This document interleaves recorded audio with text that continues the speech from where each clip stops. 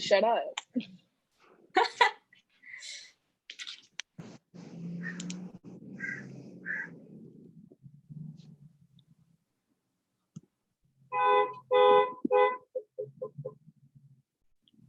What's up, Teen Talk family? It's your host, Noelle, here with the legendary Ajane Jacole, Miss KK, Serenity. Deshaun B. And Sean. Thank you all for tuning into our show. We have a lot of interesting topics here for you today. Before we get started, let's hear some of Miss Nikki's success stories. Miss KK, tell us a success this week.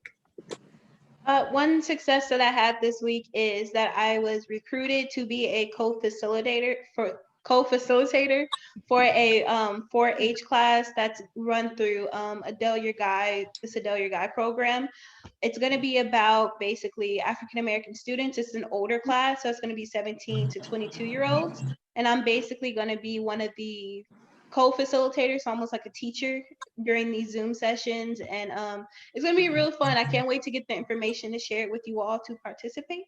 So that's one of my success stories. Professor KK. Back to your community. I like that. Yes. How about you, John? Some of my successes this week, I've really been learning how to become one with myself, one with the universe, and one with God. I just realized if you really can become one with those three things, anything you need or want to happen in life will definitely happen in your favor. You're very right. It's all faith and positivity, and what you put into it, it's going to bring back to you. Definitely. Very right. How about you, Serenity?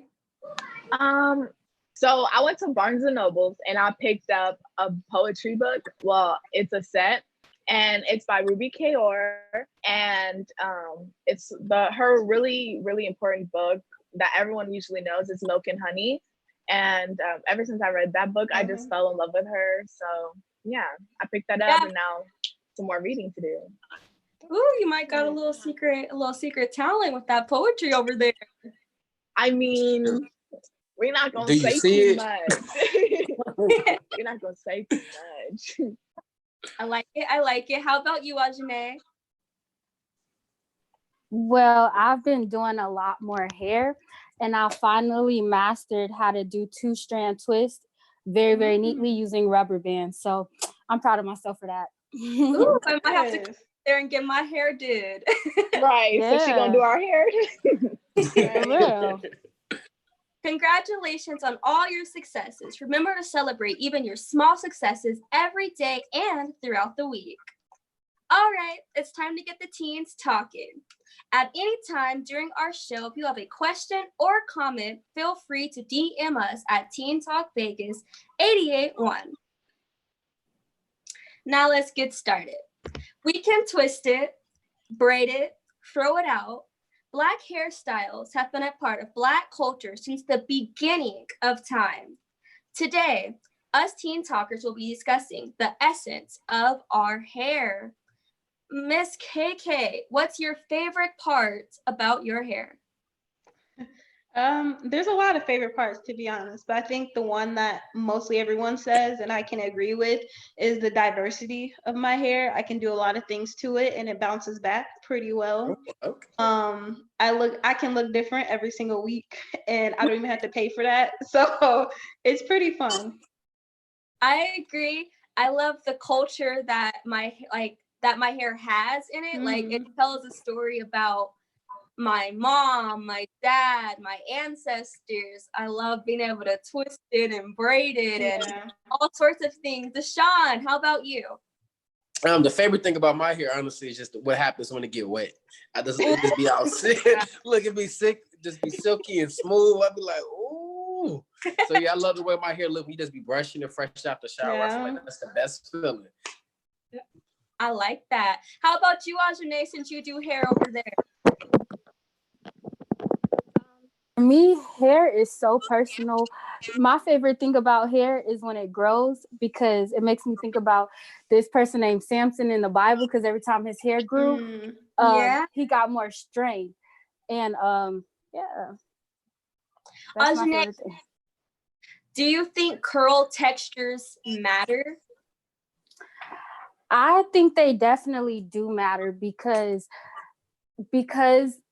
everyone's curl pattern is different. And when you learn to work with yours, it's kind of like a self-love thing. Like when you learn what your hair can do, then things get better. Yeah, I agree. Figuring out my hair texture, I was able to figure out what products I need to use, what the do's and the don'ts of hair. How about you, Miss KK? I agree with Ajane where it's like curl patterns matter for you yourself specifically. I think maybe in media it doesn't really matter as much because you do see only one type of curl pattern that is advertised in African American hair. So that's where it can kind of be a little bit confusing. But for me personally, I don't really know the name of my curl pattern, but I can definitely say that my curl pattern is unique to myself. And I think that's why they're so important, is because they're different on everybody's head. They're not going to be the same. I agree. Deshaun, do you know your curl texture? I think it's straight. I want Sean, what's our curl texture? Help me out. Your curl texture is different from Sean's curl texture, so I'm gonna need you to know that one. Look, I really ain't got no curl texture, to be honest. My hair is flat. To my knowledge, it's straightforward. Just straight to the point. How does it look when it get wet? It don't even curl up or nothing like that. It just be looking real straight. It's smooth and silky. It looks smooth and silky. That's the best way I can describe it. I wasn't blessed with good curls, so when I get wet, it's nothing special about when I get my hair wet. It just feels nice though. It definitely feels good. How about you, Serenity? What's your curl texture like? So my curl texture, it's not kinky. It's just like it's in between curls and waves, like wavy. So and also like the back of my hair will be like super curly, and then the front of my hair would be like a curl and a wave, which I want to get. I don't want it like that. I just want it to be either curly or wave. Like you need to figure yourself out. But that's why I did the big chop, because my hair was dead from straightening a lot. So yeah, I mean, with you for years I was straightened my hair and ends up damaging it, and my curl texture would be like different with each curl strand is different for real. And I feel like the heat never phased the back of my hair. The curls stayed intact, but the front of my hair, where I want people to see, yes, I got curly hair, no, it said no, you messed it up. Could be because of how thin it is. Like that's the thing too, depending on how like thin or how what is it called, thick your hair is, it depends on how much damage is going to be there. Because like for me, it's the middle of my head. The middle of my head for some reason is a lot kinkier, but it's also a little bit shorter than the rest of my hair, which I always thought was weird because it's literally like here in the middle. It's like it's nowhere else. And people don't really realize it until you either getting your hair cut or you're really deep, like diving deep down into your hair and like what products you need to use, this, that, and the third. You don't realize that your hair, there's a whole bunch of different sections where it's going to be different. Yeah. What do you got to say about it, Deshaun? I actually had a question. I was just curious on when is the right time for a little girl to get a perm, because there's always that debate on when they should. Don't let her do it. Don't let her do it. Never. I would like to put my 2 cents in. To Deshaun's question, I will say that I have never gotten a perm. My mom did give my sister a perm. And then after that, she was like, no, I'm never doing it again. And I think I really do appreciate that, because without a perm, you begin to learn your hair and you're forced to train your hair. So like for the first 10 years of my life, I was a girl who straightened my hair. And it wasn't difficult because I was used to working with my hair without perm in it. So my hair just began to get natural to that part of my hair. And then when I went natural, it was a lot harder, but I trained my hair again. My hair now bounces back whenever I straighten it every like 3 or 4 months. It's fine. So I don't agree with perms. I don't think you should ever do a perm because it allows you to be complacent in dealing with your actual hair. Period. Ajane, you do hairstyles all the time. What's one of your favorite hairstyles to do on your own hair? I'm gonna take it back. I used to not like it when I was little, but now I love to wear 2 buns. It's just like my signature look. Like that. That's like one of my with them chopsticks. Gotta add the chopsticks in it too. That's a new vibe. Yeah, she does, and she looked good doing it too. I do. can't do that. y'all. I don't know. I wish I could wear two buns like on my head. I can't. I've never tried it like that, but I don't know. Try it. I mean, I tried it one time, but I had the two buns up here with the back of my hair curly. Yeah, I remember and that. Yeah. with the zigzag. It was cute, but it was in the house. I didn't get to wear it out. Right. It was in the house. So, Miss KK, why do Black boys and girls find it hard to maintain their hair? Because they're girls and boys and they're little. Like when you think about it, it's very hard because it takes a lot of responsibility when you're a kid, you know. So if you don't have a parent who's very attentive to like your hair and like all your needs, like I remember, and I'm about to talk about myself a little bit. Like I remember being in like first and second grade, just not wanting to take a shower because I was just dirt. Like I just didn't want to take a shower. I was that type of kid that didn't want to do anything.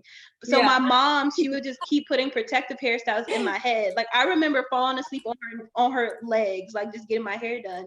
But if you don't have parents there to teach you how to take care of it and discipline you, because it is a discipline, because like I said, as a kid, you don't want to do anything and you don't want to take care of nothing. So it's just very difficult. But when you get older, it's like a fun project. It's like really fun. It's something you want to do. Like I can say now I love taking me a shower or a bath. Like you just grow into stuff. So that's why I think. With that, my mom did my hair up until about I was probably 14, and even now, if I'm lazy, I was like, "Mom, I can't do this no more. Can you just do my hair? Just put a style in it." Yeah. How about you, Serena? What's one way you maintain your hair? To be honest, I didn't really get like I'm gonna say appreciative of my hair till probably sophomore year of high school. I used to want to get a perm to straighten it because I was around not a lot of Black girls who obviously they wore weave, they wore box braids, and no one really wore their natural hair at the time. And so my birth mom, she didn't know what to like. She didn't really navigate me on the road I'm supposed to take for my natural hair and stuff like that. So yeah, I just started watching tutorials, watching videos, see how people appreciate their curls, and it made me appreciate mine. So, and I'm like, girl, I got some popping hair. For real. You better love your hair. How about you, Ajane? How do you maintain your hair? It's a different story every day when it comes down to maintaining my hair. But honestly, I can say when I was younger, I used to want to wear my hair straight every single day. I used to hate when my mom would want to do my hair, but now like I'm always begging her to help do my hair. And still till this day, as a hairstylist, a lot of people don't know how to maintain their hair correctly. And I believe it's strictly because they haven't been taught to, because the generation before us, all they did was perm their hair. But I like how like within this new generation, I see a lot of Black people embracing their hair and embracing their different type of curl textures. And I really like that. We're learning how to love our crowns. Yeah.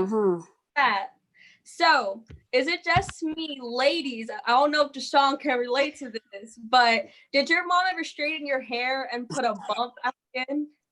Oh, yes, but it was like all my family. So my auntie was a hairstylist, and my auntie still does my hair every once in a while, but she was doing my hair up until I was about 10 years old, so like 6th grade in middle school. But it will be, you sit, when you get your hair straightened, you go in the kitchen, my auntie had the hot comb, but she also had like the flat iron that had the bump, so it was like really, really big, and she would put that bump in. And it just, Boy, it used to get me so mad when my grandma used to do that to me. I used to be so mad because I'd be like, I want my hair crisp and straight. And then she told me like, no, that really messed up like your ends and stuff like that. The bump is supposed to be like a protective thing. And I'm like, man, I'm walking through here like some Susie Q or something. At least she gave you an explanation, because I had never heard nothing about it protecting my ends. It was just something they did because I would be like, I don't want that. But no, it would still end up in my head, And I would have to like wait. You would have to wait Mhm. like a good 3 days before it went away. Mhm. Yeah. And then when you try to Deshaun. straighten it with a regular straightener, it's done. Deshaun, what are your thoughts on it? Look, I have a comment to make because I definitely see my cousins getting their hair flat ironed in the kitchen growing up, and they used to keep a stick of butter. I don't know what's up with black people and putting butter when they burn you. Baby, put some butter on it. I'm like, what does butter do? I've never. It worked. It definitely does work. Mine was Vaseline, and then they had the spoon for your ear. Yeah. Yeah. I You used to be burn me, you cracking done up. doing my hair. I didn't have no choice. I agree. I love it. I love this discussion. Thank you all for tuning into Teen Talk this week. Be sure to follow us on Instagram at Teen Talk Vegas 881 and also check us out at teentalkvegas.com.